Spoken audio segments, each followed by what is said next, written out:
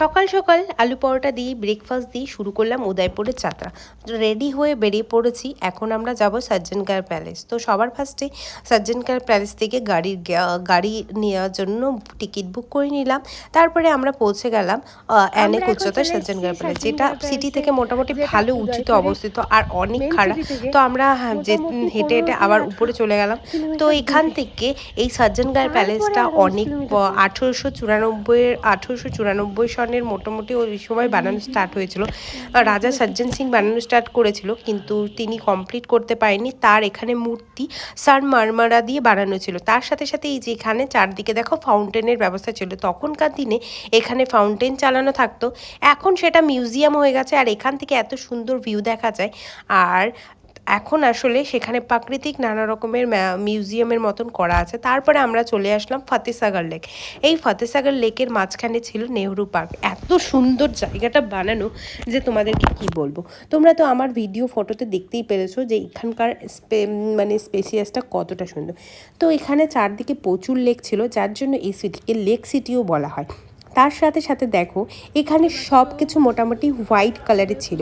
প্রত্যেকটা বাড়ি মোটামুটি হোয়াইট। তো এখানে হোয়াইট সিটিও বলা হয়, যেমন জয়পুর পিঙ্ক সিটি, তেমন এটা হোয়াইট সিটি। তারপরে আমরা চলে গিয়েছিলাম স্যালিওকি বাড়ি। এখানে মেন হলো ফাউন্টেন। যে চারপাশ দিয়ে যে ফাউন্টেনটা দেখলে, সেই ফাউন্টেনটা না কোনো মোটর না কোনো ইলেকট্রিক ছাড়াই এখানে সারা বছর চলে। 24 ঘন্টা, রাতেও পর্যন্ত একাই চলে। এখানে আগে রানীরা এসে বান্ধবীদের সাথে সময় কাটাতো।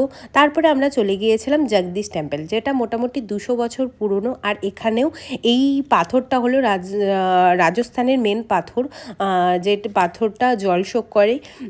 আর তারপরে আমরা চলে গিয়েছিলাম গঙ্গোর ঘাট। আর এত সুন্দর গঙ্গোর ঘাট, যে গঙ্গোর ঘাটের এই মেন সাইডটা ছিল গঙ্গোর ঘাট নামে পরিচিত, আর ওই সাইডটা ছিল লেক পিচোলা। আর এই গঙ্গোর ঘাটেই ময়ূর কি বাক্কি হাভেলি আছে, যেখানে ট্র্যাডিশন নাচ হয়। তো আমরা সেটা দেখিনি, যেহেতু আমরা আগেই জয়পুরেই ট্র্যাডিশন দেখে নিয়েছি। তারপরে আমরা চলে গিয়েছিলাম এখানকার প্যালেস। আর প্যালেসে ঢুকতেই আমরা এখানকার প্যালেসের যে ছোট ছোট রাজা রানী ছিল তাদের সাথে দেখা হয়ে গেল।